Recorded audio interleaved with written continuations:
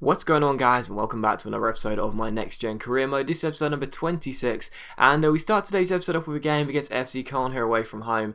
And as you can see as well, the formation has been changed, of course, because in the last episode we finally ended the transfer window after many episodes, and we did indeed sell one of our key players, Ramos. And yeah, after ending that transfer window, I did say I was going to look to change the formation and play just one up top. That's exactly what we've done. We're going to play a 4-2-3-1, and that is my preferred formation. So hopefully that will be a good change of formation for us, really tactical change for us. But yeah, we do take on FC Köln, and we are going to be stuck with this squad at least until January. And I'm pretty pleased with the business we've done as well. You know, I said it in the last episode, I'm pretty pleased with the business we've done, and you know, hopefully it will prove to be a good transfer window for us, really. And the first chance this game would fall here in the 29th minute. Goretzka gets on the ball, but I completely messed up the finish. It goes harmlessly wide of the post, and it goes out for a goal. Kicking in the 41st minute, we win the ball here with Brooks. Brooks finds Serge Gnabry down the left-hand side here. Really good chance. Takes on his man, beats him for pace. Really good chance for the former Arsenal man. Stops the ball, gets onto his right foot, shoots, but unfortunately Justin, our former goalkeeper, who we did sell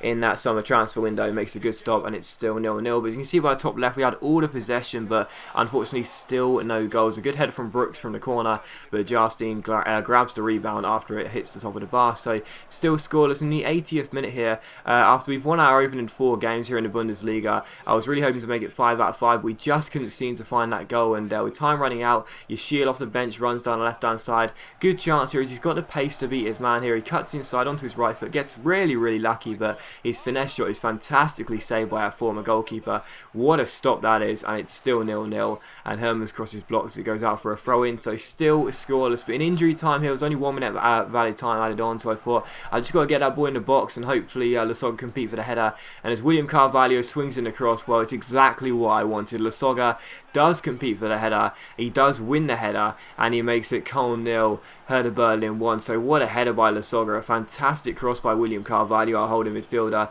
and Justin is finally beaten in stoppage time with the last attack of the game. Fantastic cross, but look at that for a header. I said before, man, Lasogga is just an absolute monster on this game. He truly is. I saw some comments as well from people during those last few episodes in the summer transfer window, people saying, oh, you should look to sell Lasogga and then you can, you know, buy a new team. So you get like 20-25 million for him, you can buy a completely new side.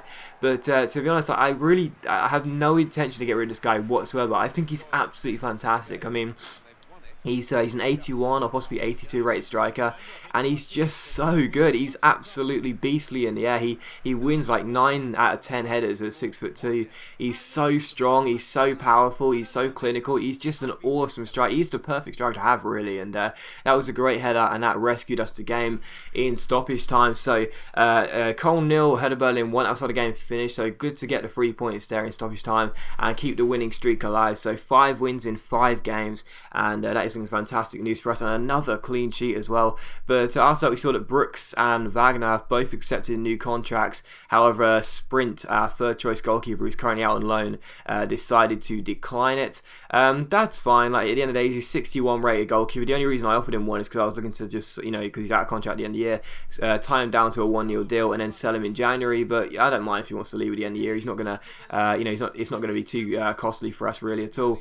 But yeah, I'm glad that Brooks has signed a new one, because of course he's a first choice centre half and he's got a lot of potential, and Wagner's a decent backup striker too, so it was good to see those sign new contracts. But anyway, the following game is going to be against Hamburg here at the Olympiastadion, and of course taking on Hamburg. This is going to be a side that will be competing for a top 4 finish come the end of the year, so you know, I'm not ultimately confident we will be sitting in first place come the end of the year or even challenging for the title, but if we are going to be challenging for the top 4 again, these are the games we need to win. And the first chance this game would fall in the 11th minute here as Herman goes down the right side, skips inside with deflection, nice little step over, then a drag back, but unfortunately he did all the hard work but couldn't do the easy work. He smashes the simple finish, or what should have been a simple finish, against the post, and René Adler claims it. So still 0-0 in the 24th minute. Unfortunately for us, Hamburg, the visiting side, did take the lead. Very frustrating, but unfortunately a simple ball over the top seems to catch Ginter and Brooks out, and unfortunately the striker ran clear and put it into the back of the net, chipping the ball over to Stegen and ensuring he wouldn't have a clean sheet in this game. So Hamburg, the visitors, take the lead there.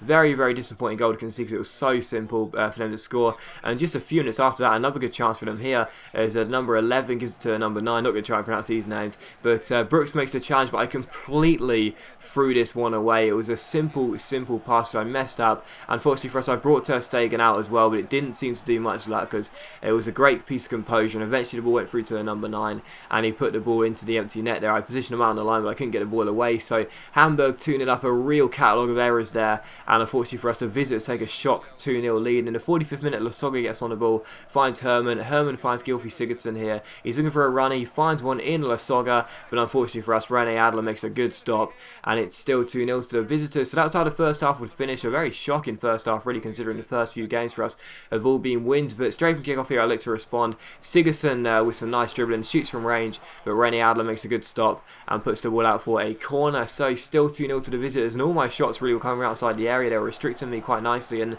I just couldn't get the ball away. In the 59th minute, I made a chance with Ginter here. The number 9 recovers the ball. Eventually for the visiting side, they cross the ball in, the header is met, and it goes past Ter Stegen and into the bottom corner. So what a shock here at the Olympiastadion. Hertha Berlin 0, Hamburg 3. They're not a bad side at all, not a bad side at all, but to be honest, I just could not believe how bad I was playing. It was so embarrassing, and Wagner here takes a shot in the 73rd minute, which was simply saved by Adler, and that was it. I just could not break down Hamburg. They had so many bodies behind the ball, I couldn't seem to break them down, and unfortunately for us, they left the Olympiastadion with not only 3 points, but 3 goals under their belts as well. Ter Stegen, who's been fantastic, didn't have a good game at all. He probably should have saved at least one of those shots, probably the third header really, but yeah, we played so badly. 2 goals for Rudnevs is that, and we played so badly, and in truth I played so badly, but really we should have at least got a point in that game. We should have turned up, and unfortunately not. I played terribly, and I paid the price. A 3-0 defeat, our first defeat of the season, and yeah, that is an absolutely gutting loss. But after that, we had an international manager from India, and of course they're the worst nation on the game, so I was like, no, I don't think so. I'm going to wait for something a little bit better. And we also rejected the South Africa one, which we were currently stalling. As I said, I'm going to be waiting for a better nation, a 4.5 to 5-star nation, so we'll wait in time, and hopefully one of them will come in for us. Just preferably not Portugal, but hopefully a 4.5 to 5-star nation will come in eventually. And yeah, we'll have to wait and see. But the following game here was going to be against FC Zurich here, away from home in the Champions League, to make our Champions League debut as well. Of course, I showed you the group, you can see it here. Barcelona, Sporting and Zurich as well are the 3 teams we'll have in this group, and I am feeling confident that we can go ahead and claim second place. Of course, Barcelona are going to top it, everyone knows that, but I am still feeling confident we can claim second place, and in reality we need to get out of the group as well. You know, we really do, because of course the board want us to unrealistically finish in the semi-finals, so we really do need to at least get out of the group. And well, thankfully for us in our Champions League debut, it will take us just 11 minutes to open the scoring, and it was that big beast up top, Lasogga. Fantastic piece of dribbling and a great finish into the top corner. So what a goal by Lasogga. Fantastic finish as Serge Gnabry polishes his boots there, and we do go 1-0 up. So we did rest a few players, but I had no intentions of resting Lasogga, and you can see exactly why. What a finish that is. Absolutely fantastic after a great piece of agile dribbling.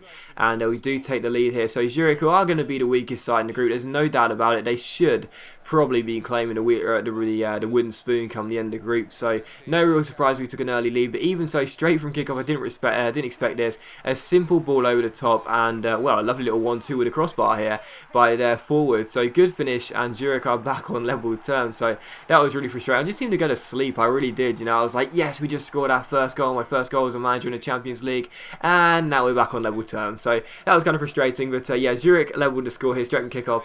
But in the 21st minute, we play out from the back, a couple of nice passes, and then Herman picks the ball up down the right hand side. He's got so much pace, and he's made a great start to this season, so fantastic run by Herman here. Swings in across, or tries to, but he wins a corner, so a good run, and he wins a corner here. The cross is made by Serge Gnabry towards the head of, guess who? It's Lasogga. The first one is blocked, but what a finish by Herman. He won us the corner with that fantastic pace, and what a finish that is on the volley. Like I said, last year he was terrible. I was looking to sell him for a cut price figure in the summer. He was that bad, but what a start he's made. I've kept faith with him, and I'm going to be rewarded, I'm sure. That goal is worth every single poor performance he put in last year and every bit of that £5 million we spent on him in January. What a finish that is on the volley. Yes, he's on the edge of the 6-yard box, so he's not that far away, but even so, he's under pressure. The ball's dropping out of the sky. He's got to get the technique right. The power and the accuracy was spot on, and Herman makes it 2-1 there. So good to be back in front in this game, and the man who I just could not stop slagging off last year is trying to prove me wrong with every single performance. So great finish there, and it's 2-1. And 53rd minute, Serge Gnabry gets on the ball down the right hand side here, brilliant chance, stops the ball, nice little step over here, another double step over, beats his man, fantastic piece of dribbling, and what a cross as well, but unfortunately Yashil's header is well saved by the goalkeeper, so what a goal that would have been. But still 2-1 here, couldn't make it 3-1, extend the lead, and well, will we prove to pay for that? Well, we almost did in the 71st minute, a good cross in here, and the header is tipped wide by Ter Stegen. What a stop that is by our goalkeeper, who conceded 3 in the last game, so 2-1 here. And in the 87th minute, Zelalem gets on the ball and finds Danny Da Costa. Da Costa finds Baum Johan, tries to play it back to Da Costa, but it finds Yashil instead. He finds Serge Gnabry, first time through ball into Baum Johan, but he puts the shot just wide of the post, and it is still 2-1. So still in front of this game, so I was looking for the third goal, and in the 90th minute the last chance would fall to Zurich here, and well, you have to say thank God for Ter Stegen, because if he wasn't on his game in this game, then we for sure would have failed to keep that 2-1 victory, which we did hang on to. So fantastic stop by Ter Stegen in stoppage time. He may have shipped 3 goals against Hamburg, but what a performance here, and we do get a win on our first game in the Champions League. So we beat Zurich by 2-1. Great to get an opening group stage win, and that will put us in good stead for the future. But as always guys, big thank you for watching the video. I really hope you have enjoyed it. If you have enjoyed the video, please leave a like, and I'll see you for the next episode of my next gen career mode very soon.